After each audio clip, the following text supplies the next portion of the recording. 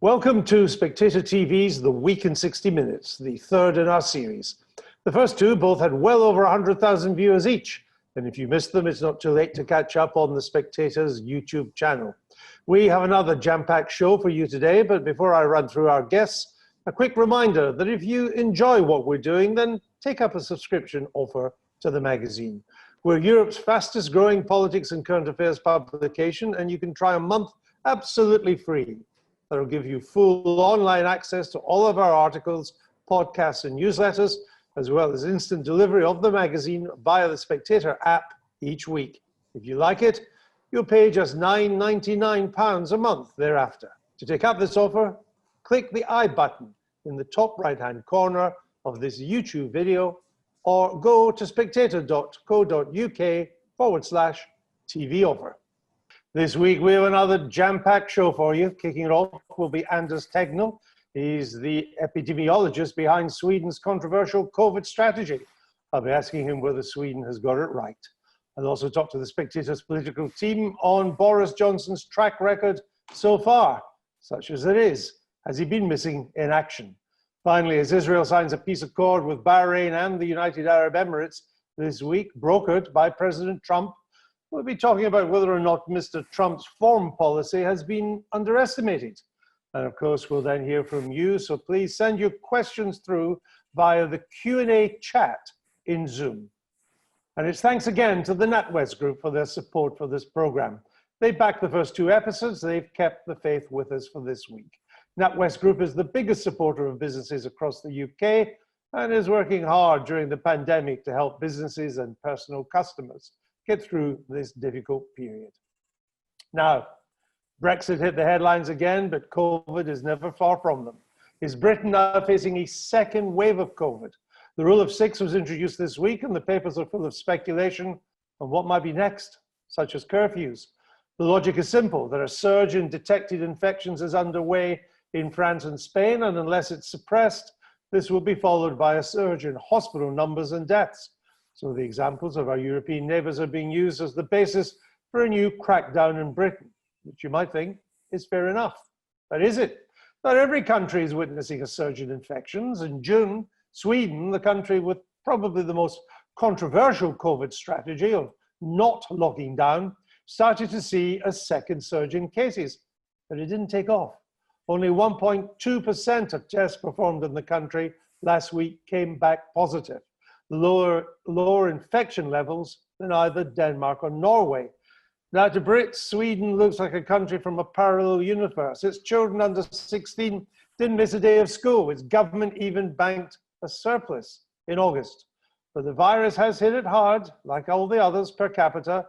So why is Sweden in a position to move from gatherings of 50 to perhaps 500, which is now on the agenda in Stockholm, while Britain is bracing itself for a second wave?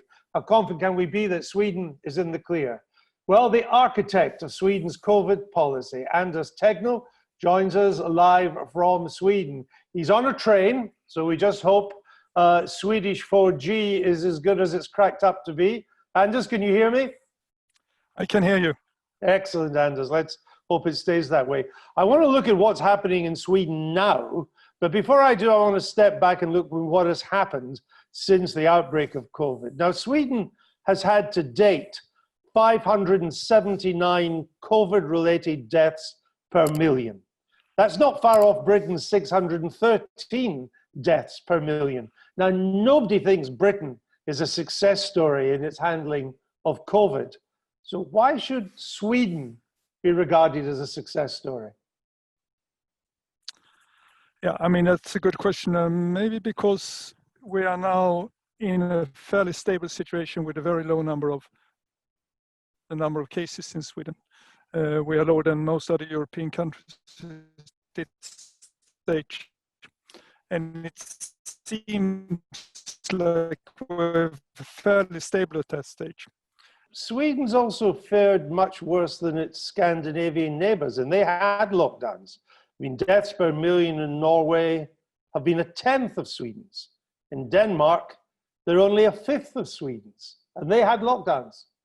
Yes, but I think we also need to realize that the epidemic has been very different in Sweden than in the other, the Netherlands or Belgium, with a vast number in the very beginning, which was very difficult to handle, while the numbers in both Norway and Finland has all the time been much lower and much easier to handle.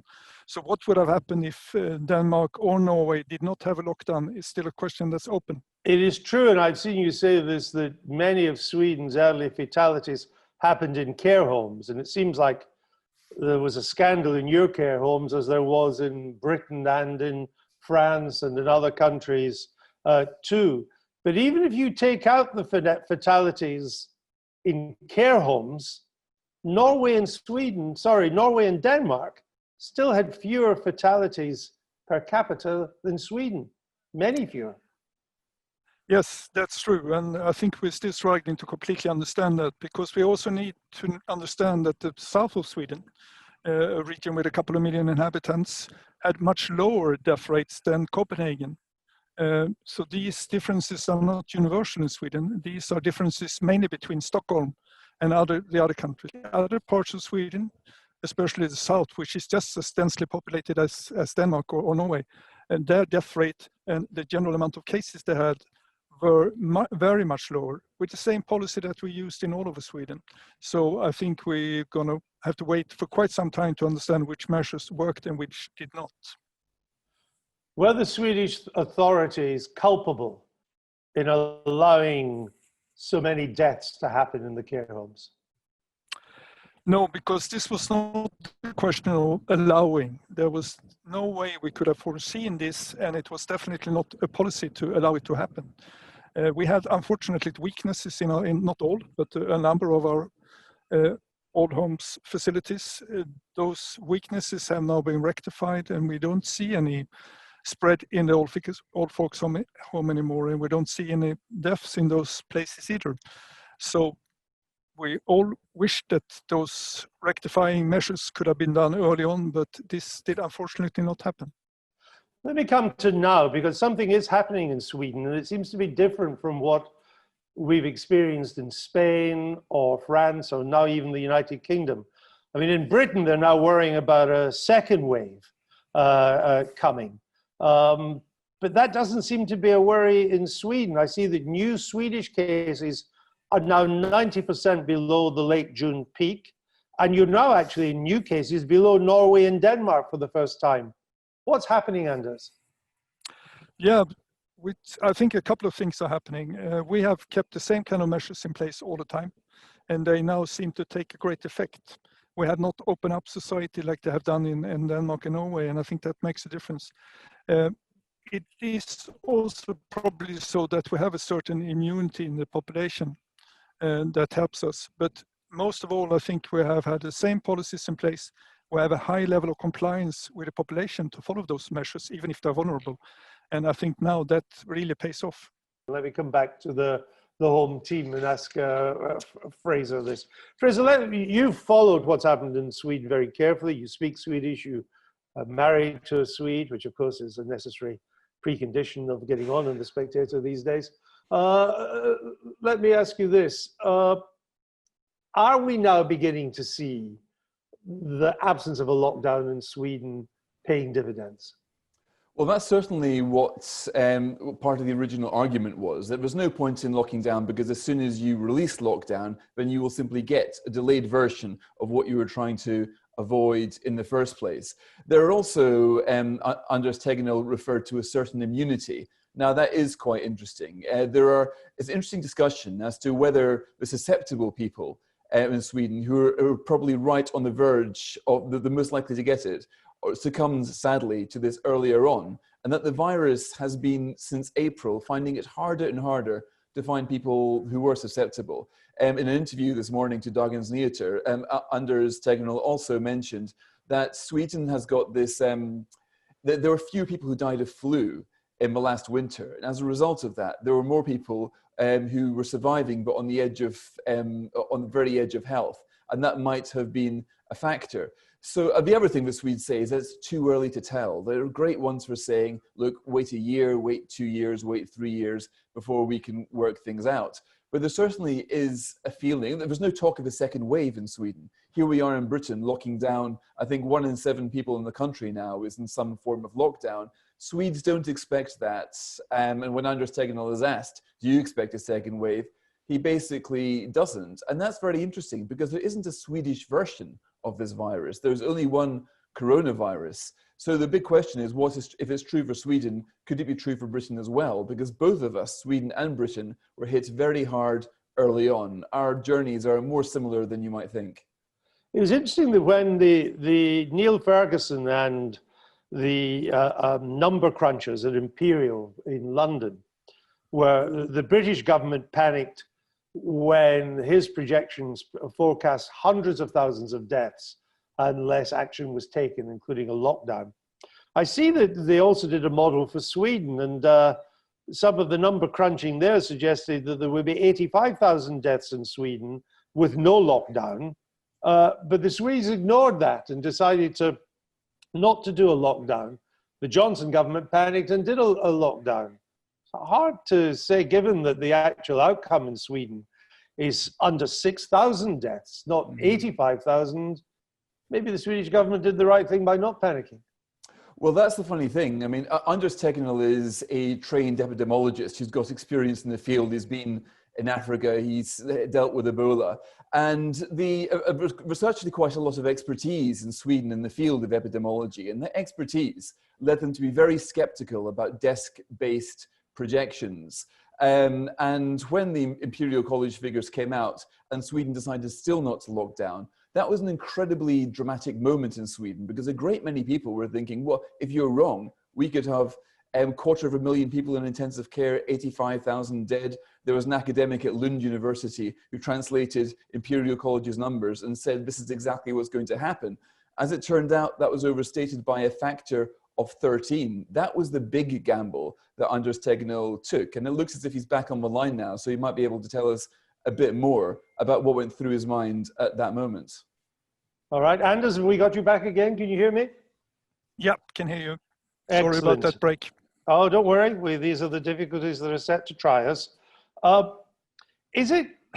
we right to see that there's a fear of a second wave now in Spain and France and Britain and other places, but there doesn't seem to be a fear of a second wave in Sweden? Is that correct? Yeah, I think, and mainly because we see that the second wave to a great extent depends on that these countries now open up their society after a severe lockdown. We are not in that situation. We have seen a falling trend all since April, basically, now dramatically falling during the summer with the same kind of measures in place. And that's why we are reasonably confident. You can never be confident with this virus, but we're reasonably confident that we're not going back to the same situation we had this spring.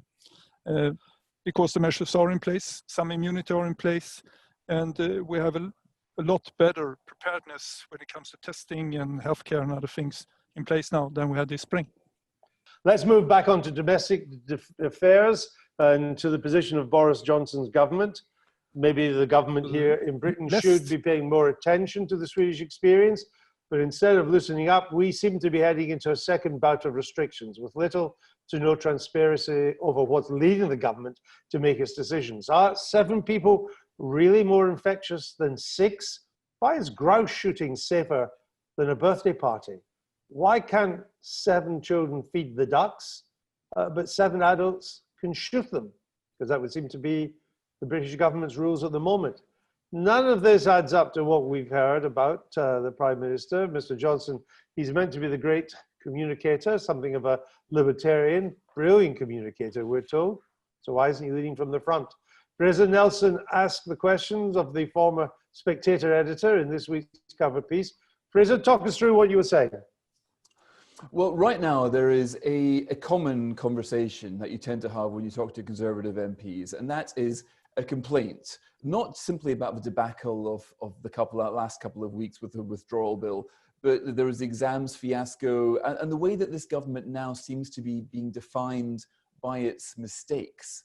What seems to be lacking, they say, is leadership and direction. Now, the strange thing is that was exactly why Boris Johnson was elected leader, People thought he would be able to lift spirits through dark times, to be able to point to the reason why we are leaving the European Union, rather than let it get bogged down, as Theresa May did, in this kind of endless discussion about parliamentary obstacles.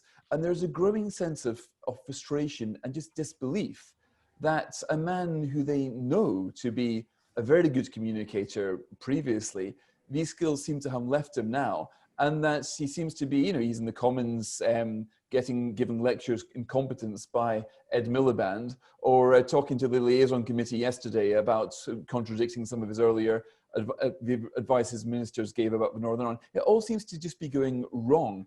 And the question is, what has happened? Where is the leader they thought they were getting? Now, this is not a mutiny. Nobody's saying it's time for Michael Gove. Nobody's saying that Jeremy Hunt should be there instead. There's just a feeling that something is dysfunctional, something is going very wrong in the Boris Johnson operation, about us walking into unforced error after unforced error. With Northern Ireland and the concept, the last 2 weeks have been very easily avoided. Whoever it was decided to come out with the idea that you would announce you would break international law, obviously didn't think about the effect this would have on the party, the rebellion, on the country, because it makes you wonder what is the worth of a Tory promise if they're so willing to renege on those promises. And also internationally, we've had backlashes from American politicians saying we can forget about a trade deal if this is how we treat our treaties. Boris Johnson is supposed to have a deft political touch, and a lot of MPs are saying this simply hasn't been in evidence now for a very, very long time. James, the political danger here is obvious, but I think it may be also be exacerbated by, whereas Mr. Johnson and his government could get away with lots of mistakes in the early days, people cut them some slack, they were trying to find things up as they went along. It's now September, and we're meant to be coming out of this pandemic, and yet the government still seems to be all over the place. I would suggest that the British public will now be inclined to cut them a lot less slack. Yes, I mean, this is why politically any second wave of the virus is going to be much more difficult for the government than the first wave of, even though this country is now better prepared. There's a YouGov poll out today saying that public confidence in the government's handling of a crisis is the lowest it's been since it started. And I think if you look at this row over testing, it actually sums up the problem. The UK is doing vastly more testing than it was back during the first wave. But people are getting angrier and angrier that they can't get tests, that capacity has not kept up with demand, that the government didn't see this spike in the demand for tests coming when schools and universities went back in September, which seems odd. And I think the danger for the government is the governments are always most vulnerable when a policy issue directly affects voters' lives. And this difficulty in getting tests is directly affecting people's lives. And I think that is going to push further batter the government's reputation for competence. And I think one of the things that is keeping a lid on the situation in Westminster is the fact that the Tories have a lead in the polls. I mean, if this testing fiasco carries on, and Matt Hancock was talking about it being fixed in a matter of weeks, which doesn't give you confidence that there's going to be any imminent solution, then I think you could see those numbers begin to change. And then I think the mood at Westminster could become more rancorous. Katie, is Fraser an outlier here in these criticisms? Or can you begin to detect on the Tory backbenches some of these sentiments bubbling up? No, I don't think Fraser is an outlier. And actually, I've been surprised by the number of MPs, members of government I've had message today saying that they agree with lots of what's in Fraser's piece. You've seen a few people, on Twitter go to social media to defend the Prime Minister. But privately, I've had people say to me today, actually, this reflects a lot of people's concerns. And this is because these are people who are ultimately supportive of Boris Johnson. They want his premiership to do well. It's not those people who feel as though they are pushed aside. I think what should worry number 10 is the people who are beginning to express privately, at least, concerns about how things are going, are actually people who backed Boris Johnson. So this is, revenge of the Remainers. And I think there is an issue, and it goes to what James is saying, which is, there is a sense, not just amongst the public, but amongst the parliamentary party, that the government has had time now, over the summer to come up with a better strategy on coronavirus. Now, there's more than just coronavirus annoying people, but I do think on coronavirus, things like when the Prime Minister and Matt Hancock talk about Operation Moonshot, it actually riles a lot of Tory MPs because they think this idea of millions of tests daily is just, in a way, almost insulting when the government can't even really do a couple of 100,000 a day. Well, Katie, if he doesn't get a grip, if this continues in this kind of direction, this U-turn, hasn't got a grip way, it will become corrosive, I would suggest. And you will hear louder mumblings, off the record certainly to begin with, about whether at some stage next year, whenever the Tories should stick with him as leader. Yeah, I mean, I think if it keeps going this direction, clearly you are going to start having people talking about things like leadership. I don't think it's where we are right now. No. I think what's more likely is, and I think one thing is, we haven't actually had the Tories, if you think about it, lose a Commons vote in a big way, a Commons vote. And I think that actually the Brexit, shenanigans this week, so the government agreeing with the rebels on an amendment, lots of reasons for that. But I think there's also a sense that once you rebel, it's quite easy to make that into a habit.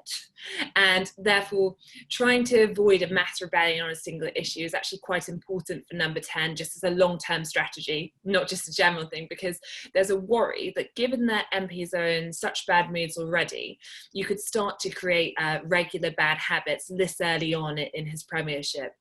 So I think that's one thing. And then I do wonder if things do get really bad, the polls change, things like that, could you see backbenchers, going to Number 10 and making demands over who he hires in the Number 10 operation? I think that kind of thing would happen before you had, leadership rivals. I think people at the moment, though it has changed a little bit, would still prefer to blame the Number 10 operation than Boris Johnson personally. So that might be where the next trigger is. James, the sense that Boris Johnson hasn't got a grip on things, that he's not providing leadership and direction, that his hero may be Churchill, but he's certainly not been a Churchillian prime minister. This isn't new, but it's got worse, as Fraser points out in the Spectator cover story. Why can't he get a grip of it? Why is he not turning this round? Why does it just continue to drift and dither? I think one of the things is that COVID, as your earlier discussion with Anders Tegnell shows, it's just a very difficult problem to deal with. And I also think there is a divide in the Prime Minister's, I think the Prime Minister's own soul is conflicted on this question. Half of him, his natural instinct would be the person to say, come on, everybody, let's get back out there, let's go to work, let's keep going. That I think is his natural libertarian side. On the other hand, he is still stung by what the first wave wrought. His own experience with the virus has persuaded him that this isn't just a flu or something like that. And so he is divided on this very question within himself. And that is why I think the government can sometimes seem contradictory. And I think you see this in this wrestling match about Christmas. I think it's quite clear that if you look at the kind of opinion about what conditions make the virus spread, that we are very unlikely to have a traditional family Christmas this year. And indeed, politically, you would think it would be better to say to everyone, look, I'm really sorry, Christmas is probably cancelled.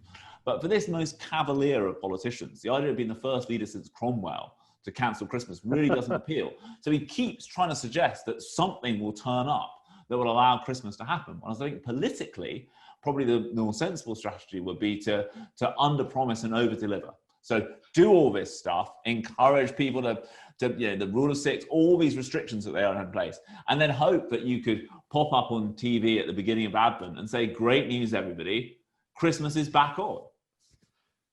Fraser, is the bottom line on this that perhaps Mr. Johnson's abilities and knack of doing things was to become Prime Minister? He was good at becoming Prime Minister, but he's just not that good at being Prime Minister. Fraser. Well, it's funny that quite often his allies will say, look, you might moan about this, that, and the other, but look at our opinion poll lead, we're still ahead of Labour. Look at the majority, it's 80. Even after the so-called rebellion, they still passed the Northern Ireland withdrawal agreement by something like 77 votes a few days ago. So they say, look, he is still Prime Minister, and a few hiccups now, a few embarrassing headlines aren't going to change the fact that this is a personal victory he won last December. No other Tory would have won that, and things are fine. But that is a problem if you think like campaigners. I think actually that their opinion poll lead can make them a little bit lazy in thinking that it actually doesn't matter if you make these huge mistakes in Parliament, but it doesn't matter if you're not able to lead a cabinet. It's funny that when Boris Johnson was London mayor, he managed it better. He had a team of a large number of deputy mayors, and he'd go and make sure in the diary he'd have one-to-one time with them, to talk to them, to ask what they wanted, to let them know what he wanted. That was his form of leadership. So people like me, this time last year, when I was saying that he'd be a good Prime Minister, I was saying, look, he wouldn't do it himself, but he's got a great ability to convene brilliant people around him and inspire in them abilities to project what he wants. That isn't happening now. His cabinet hardly ever see him. It's a mystery to them, for example, what his COVID strategy is. But a lot of things are a mystery to them. So it's his ability to lead a cabinet and govern through a cabinet. That is the problem right now. Number 10 might be a lot more powerful than normal, but this model of government is visibly buckling. So I think he's going to have to do what he did as London mayor. He had a very rough start there. Then he got a team around him. I think he's going to have to do a cabinet reshuffle to appoint cabinet people he really thinks are up to the job, and then trust them and get back to a cabinet government. What we're seeing now is a very centralized form of government by a centre that simply isn't up to the job. You talk about the Tories' opinion poll lead, but isn't that opinion poll lead getting pretty close to the margin of error? But it's not that robust a lead anymore. Oh, that's right. But still, it's strange at a time where, as Katie was saying earlier, there was a YouGov poll out today showing that they've got the worst ratings for handling the pandemic since the pandemic began. I don't think any country in Europe has got worse ratings when you ask people, how do you think your government has handled the pandemic? Yet in spite of all of this, the exams debacle, everything else, they're still more popular than the Labour Party. Now, it's a pretty weak strategy to rely on the weakness of your opponent. Right now, apart from anything else, Britain needs leadership. It needs direction. His government needs direction.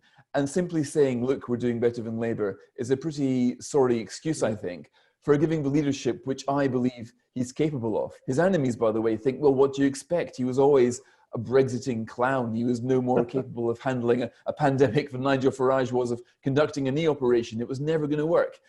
But it's people like me who have been left most surprised that our predictions of Boris running a smooth and competent government are beginning to look now a little bit naive. If the Tories have a leader that can make Ed Miliband look good, surely they really have a problem. Yes, they do have a problem, and that's contrast we saw a few days ago between Ed Miliband giving one of his better parliamentary performances and the Prime Minister sitting there looking sad, looking berated, looking defeated. And some MPs who met him after that said he looked even worse. He just looked shocked, just astonished that this had got so out of control. So the basic skill of a politician is to try to work out how things are going to play out the next week, the week after that, to see around corners. He can do that. He just hasn't really got his team together. There is just dysfunctionality, an unforgivable amount of dysfunctionality in his government. I think he's personally capable of a lot better. And I think we're past time for seeing just how much better he can be.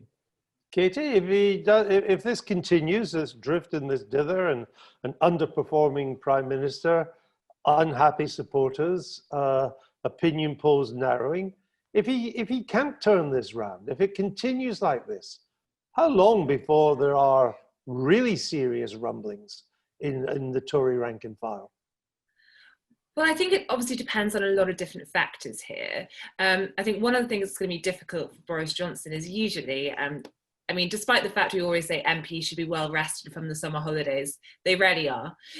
They come back a bit grumpy, but you have conference season and actually, so long as the Prime Minister doesn't have a cough, which means they can't deliver a speech, it tends to be a fairly unifying moment for the party, getting everyone together. But we're not going to have that this year because Boris Johnson is going to have to do it remotely. As good as this Zoom call is, I don't think Zoom calls can really galvanise a party to get behind you again.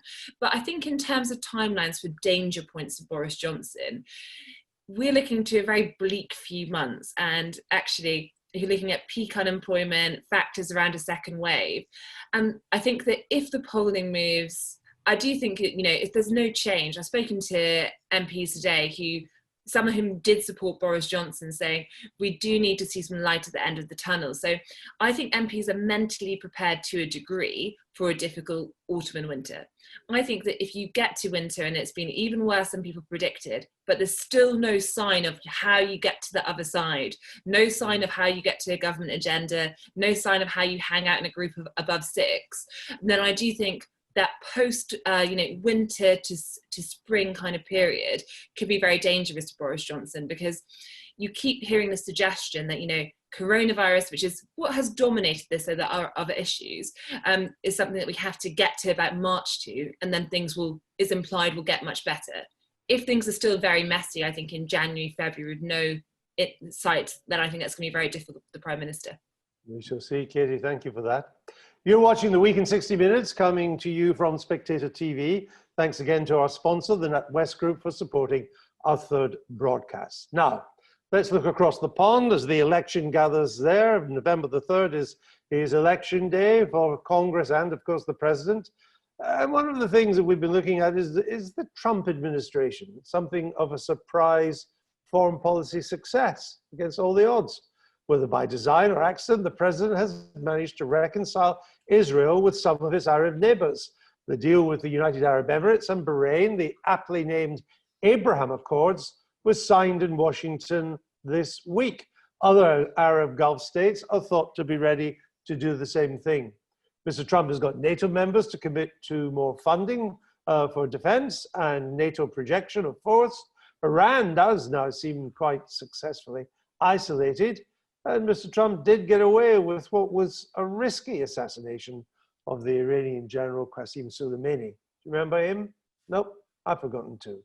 But Trump's critics are not impressed. A group of foreign policy mandarins stateside have recently condemned his policy as gravely damaging to the United States, pointing to Mr. Trump's cozy relations with strongmen dictators, from Mr. Putin in the Kremlin to Mr. Xi in Beijing, his dismissal of NATO again and again, and of course, his somewhat undiplomatic tweeting. So are they right? Let's talk to Devon Cross. She's a foreign policy expert who served for 8 years on the Pentagon's Defense Policy Board, about how we should evaluate Trump's foreign policy record. Devon, because are you surprised that Mr. Trump now actually has a foreign policy record? I have to say I am, Andrew. I had no expectations coming in that this was an area that concerned him at all. The allegations of isolationism, made sense from what I saw in the campaign. As you point out, it's all it's a little bit like Boris. It's a little opaque as to how he's come up with the foreign policies that he actually has executed. They do veer sharply from, the received wisdom on arms control treaties and, as I pointed out in my piece, the moving of the embassy in Israel to Jerusalem. This was decades-long convictions that he has sort of, coming in, I suppose one could say, coming in fresh, he has questioned, and reasonably so. But it was certainly not my expectation that any such thing would emerge. I mean, one of the criticisms of the Middle East deal that was done this week is that, of course, it leaves the Palestinians hung out to dry. They're not part of this. And you sometimes wonder if Mr. Trump cares. But the fact is, the Sunni Arab states are fed up with the Palestinians too. They have decided, after dealing for decades with the Palestinian leadership, they've basically turned on the Palestinian leadership. And because they're terrified of Iran, and Israel sees Iran as its biggest enemy as well, they've decided it's more important, I would suggest, to make common cause with Israel than it is to do something for the Palestinians. And Mr. Trump's gone along with that. Well, I also think, frankly, that it was Trump's pointing out that the Arab Street has largely been bypassed by the Arab states. There has not been a concern about Palestinians for many, many years amongst the Arab states. There was just this tacit, understanding amongst the West that this would cause, blood in the streets. They've despaired of the Palestinian state. I don't know that they've turned as much as they've despaired. There has been zero effort on the part of the Palestinian state to accommodate any of the very accommodating offers that were made. So most importantly, I think this administration has made it clear that Iran is a strategic threat to us all, and that they would actually move to contain this. That has compelled, I believe, the Gulf states to actually believe that this made sense to come alongside America and Israel at this point. My fear, frankly, Andrew, is that foreign policy is very much the domain of the president in America. It's not something terribly widely shared. Much of this can be overturned, and really very quickly. An effort to reupholster the Iran agreement could be forthcoming in a matter of months. And I think that would shift many of these dynamics quite profoundly. I mean, the Europeans feel a bit left out because they're still carrying the Palestinian flag and they weren't involved in this deal. And I think many European governments were slow to see this new dynamic in the Middle East, which you have to give the Trump administration some credit for. It did see it and it capitalized on it. But the other European concern, and it's not just a European concern about Mr. Trump when it comes to foreign policy, is that he seems to have this ability to cozy up to dictators, whether it's President Xi or President Putin or even in North Korea. And he's quite cavalier with his democratic allies like Angela Merkel or President Macron. That causes concern. I really find this allegation of him cozying up, pretty questionable. I mean, he's gone after China in a way that no other administration has ever gone after China. He is goring oxes of very prominent Republicans in so doing. And in the case of Putin, I mean, there was zero that came out of the long and tedious Mueller investigation. In this recent Kosovo agreement, he's taking on Russia in a pretty profound way by luring in the Serbs on this one. I think there is a certain admiration in his mind of people who keep order within their country. This is problematic, but I'm just not sure the cozying up has been demonstrated in policy. It's certainly true that he took a tough line against Russia at the British government's behest after the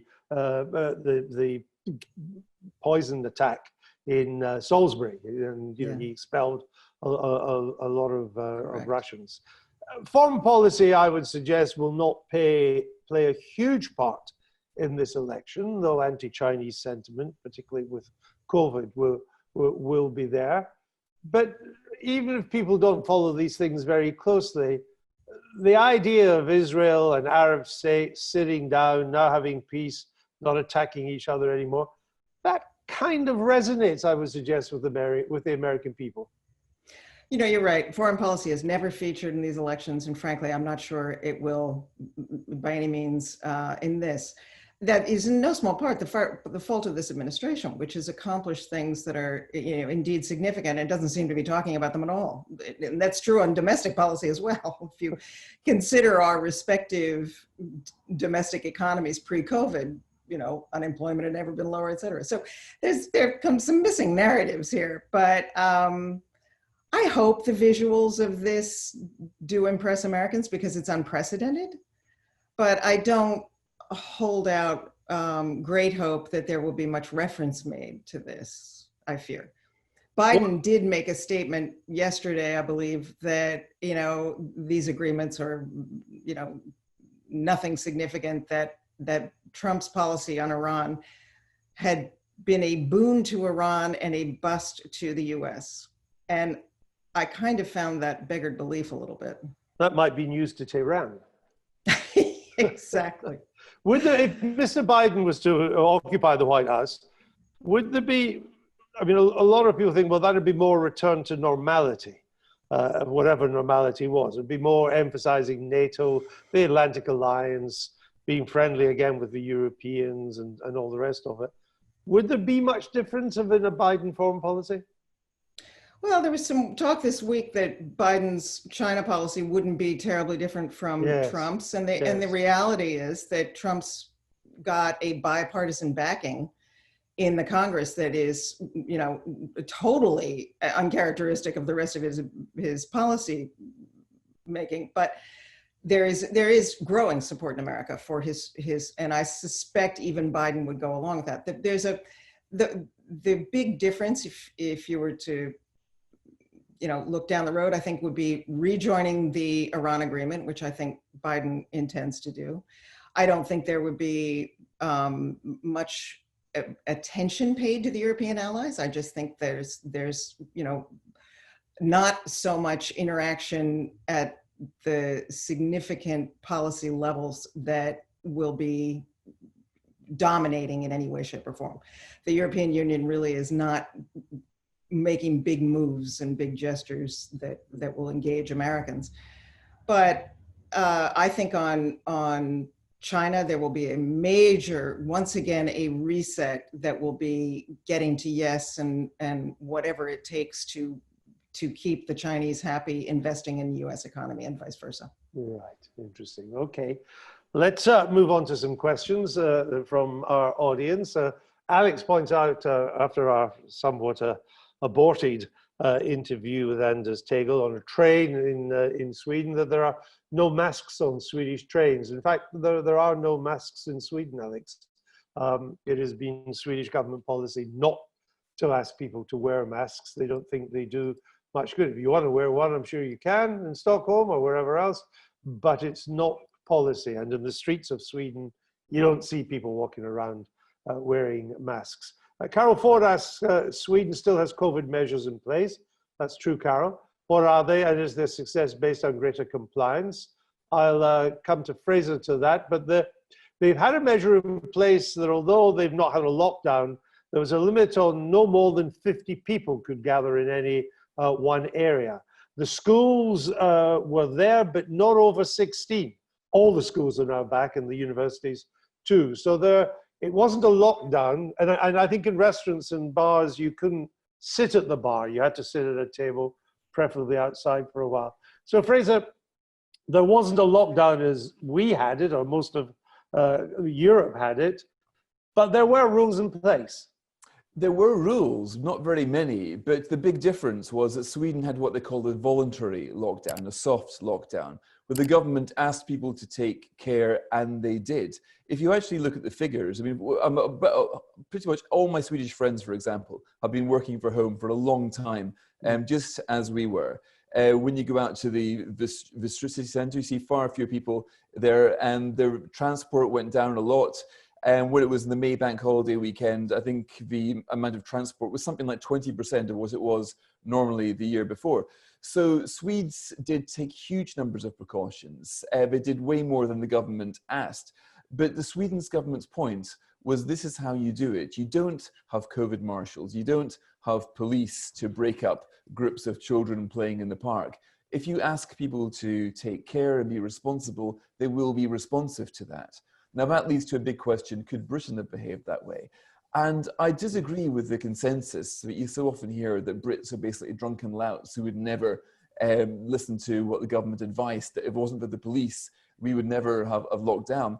I think that we would have behaved pretty much as the Swedes behaved. So yeah, there are a few restrictions, not very many. The rule of 50 is about to be lifted to the rule of 500 as of October. But Sweden did lock down and is still a country which is moving about far less than it did before the pandemic.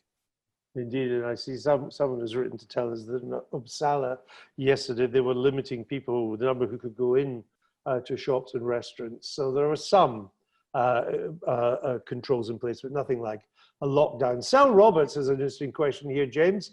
If in a few weeks reported cases do not translate into increased hospitalizations and death rates? Because at the moment the cases are rising, but hospitalization and death rates have not. They've risen, but from a very small base. Do you think the government will relax, or will it be taken as evidence that the lockdown works? How will that play, James? I think this is a fascinating question. If you look at the moment, the view in government is that we are kind of tracking France and Spain. If you look at what's happening in Spain, the Spanish government have taken measures. I think they introduced a rule of 10 rather than the UK's rule of 6.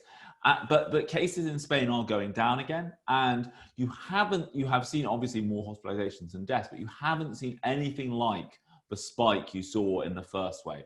And so I think this is the big question. I mean, one of the very unpredictable things is what is happening with this virus. And I think I personally think that every single issue in British politics is going to come to be seen through the prism of the pandemic. For example, I think what happens on Brexit, well, a lot of that will depend on what is happening with COVID. You know, if the case numbers continues to rise, and that leads, as people in government think it will, to increase hospitalizations and increase deaths, are you really thinking that a month from now, at the European Council on October 15th, the UK government is, as is notionally its policy at the moment, it's going to say, well, if there isn't a deal by then, we're going to tell everyone in the country to start preparing for no deal? I personally doubt the politics of that, because that would play right into Keir Starmer's hands. Keir Starmer wants to say, you told us Brexit was done. Get on with fighting this pandemic. And I think it would be quite hard to explain to people in that moment why you are now choosing to have this massive Brexit row. But if, as you say, you know, this doesn't translate into greater hospitalizations and deaths, and we are kind of essentially out the other end of this by October 15th, the political mood might be very different. So I think this is the big question, which is what happens. But I think the interesting thing is there's absolutely no doubt that although in government they have no desire to do a second national lockdown, they are completely convinced that these local lockdowns are effective in slowing the spread of the virus. Now, I think, as Fraser and Katy were saying earlier, the danger is that you essentially get to a national lockdown, but just gradually. If you look at the number of places in the UK that have been locked down, yes, and obviously the big enchilada here is London. You know, we know from leaked government documents that the government's view is that if cases begin to rise in London, there is so much travel within the city that you couldn't say we'll lock down West London, but we'll leave the rest of the city to carry on as was. And I think that is the question, which is, you know, at the moment, the UK aim is to have local lockdowns. We don't have local lockdowns, we have regional lockdowns. And, you know, if you're in a situation where you've got 6 or 7 regional lockdowns covering 3 of the biggest cities in the country, that's not that different from a national lockdown. Well, you mentioned Europe, James. Anthony Linden writes, how confident is the panel that a trade deal with the EU will be agreed by the end of the year? There you go. Let's put you all on the spot. Katy? We tried to press James on percentages on a recent episode of our Coffee House Shots podcast, and he suggested he wasn't very tempted, but he gave us a very wide margin. I personally think it's around 40%, but I think anyone who tells you they know what's happening is lying in terms of the exact details. I realise it's a guess. Anyway, you think, but you think more of a chance of no deal then than deal?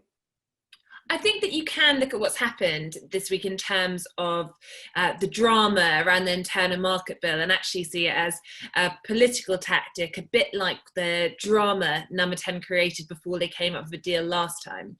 But I think there are still some quite outstanding issues and difficulties. So I would say 40 to 50, but that's a wimp. So I'm going to say less likely than not. All right, Fraser?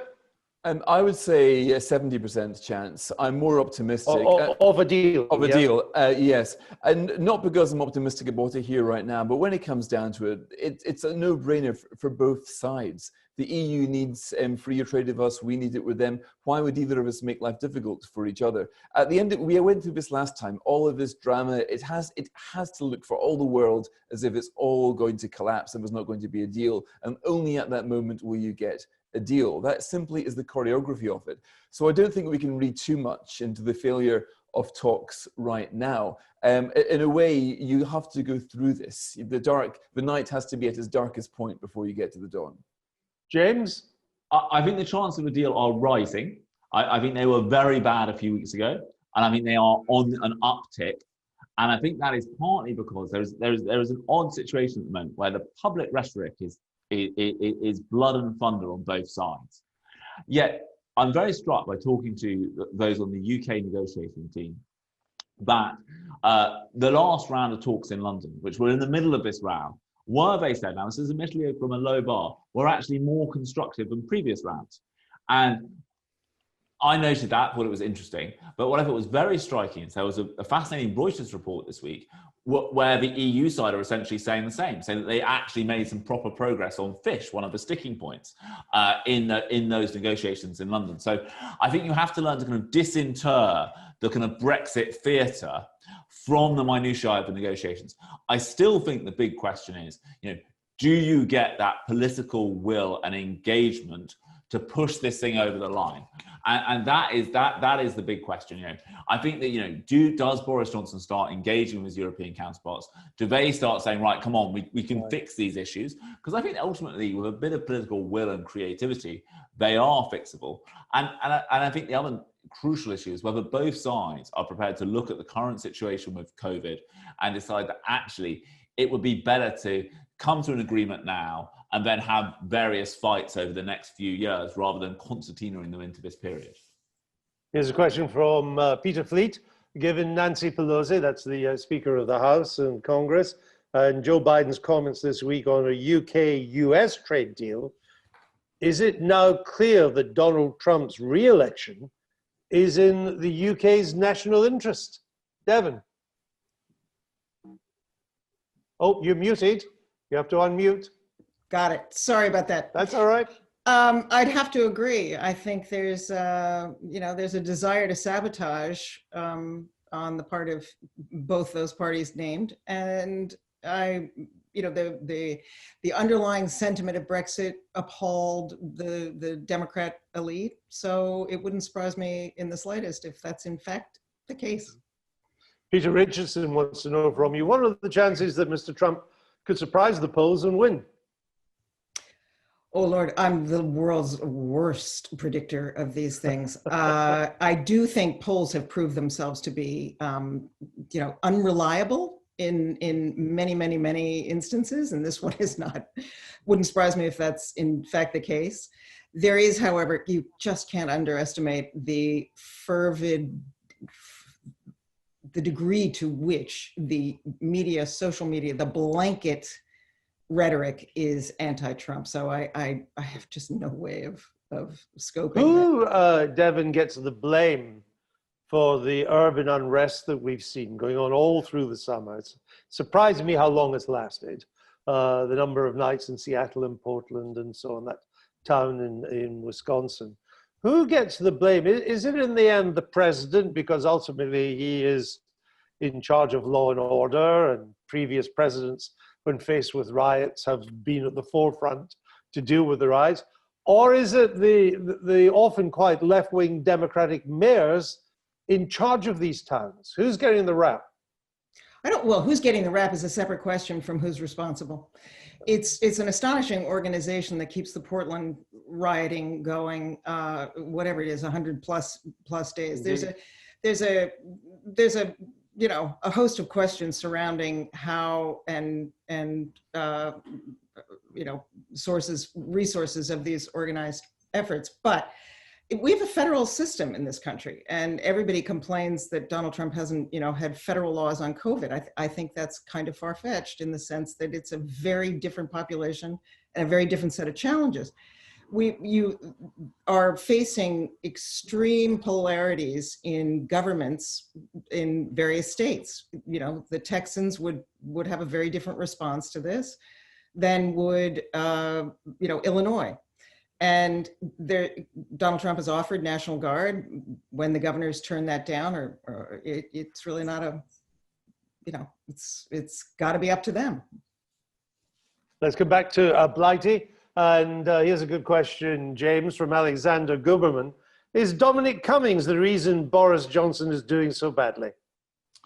I think it's an interesting question, which is that Dominic Cummings and Boris Johnson, that they have complementary skills.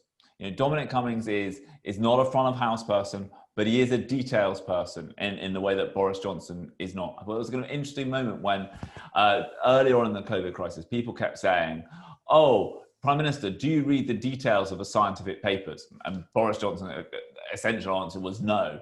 And I mean, the point about it is he's not reading that, because that is one of the things that Dominic Cummings does for him. I think the interesting question about them both is that they have this shared belief about reforming and changing the British state in quite dramatic ways, kind of rewiring Whitehall. The big question now is, how fast can you do that? And I think one of the big questions about the being prepared to leave the EU out of trade deal is, looking at the state's response to COVID, are you confident that this British administrative state could deal with all the challenges that would be thrown up by leaving the EU without a trade deal?